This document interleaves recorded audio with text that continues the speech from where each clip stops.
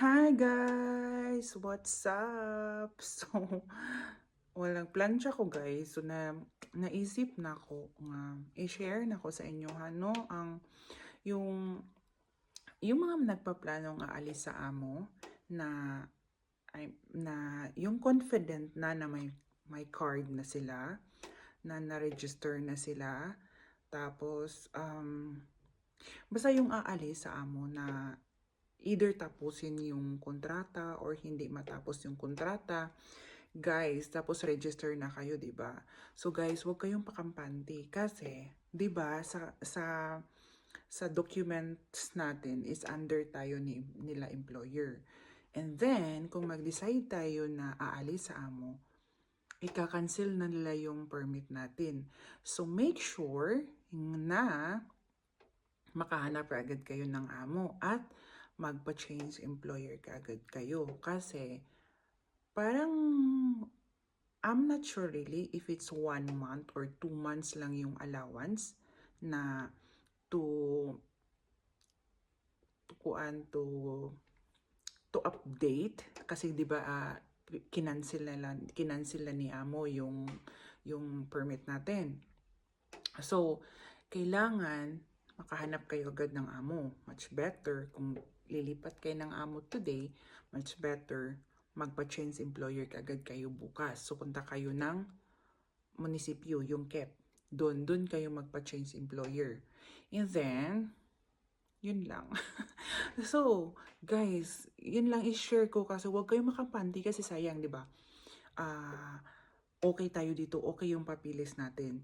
Tapos, kampante lang tayo na, may card na ako, ganyan. So, let's say, 2 years yung expiry or may 1 year expiry pa ako bago ako magpa-change employer.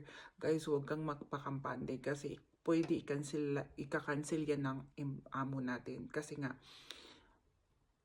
under tayo sa kanila, umalis na tayo sa kanila. So, dapat kailangan i-cancel talaga yan nila. Kasi kung anong mangyari sa atin, tapos hindi na tayo nagtrabaho sa kanila, so, wala na silang, sa Tagalog, wala na sila tulubagon sa tua, basta wala na sila tulubagon sa tua kasi umalis na tayo sa kanila, di ba? So, yun lang yung ma-share ko guys. So, naisip ko lang siya while nagplansya ako. So, yeah, sa mga nagpaplano dyan, especially yung okay yung papilis, make sure yung ginagawa nyo guys is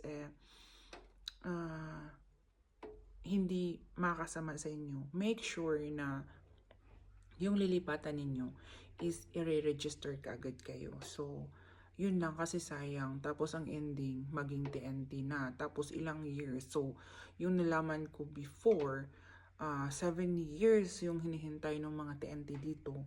Tapos may mga may mga resibo sila. So, pag may resibo ka per year, tapos 7 years ka na dito, tapos may resibo ka na, let's say, nagpapadala ka na sa Pilipinas ng pera every year.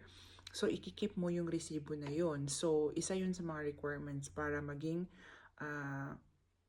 ma-register ka dito. So, last year, may may loan na 3 years. Yung stay ka dito ng 3 years. Tapos na yon, wala na. So, kaya sinishare ko sa inyo kasi huwag kayong pakampante na na-register na kayo. Okay na yung papel ninyo.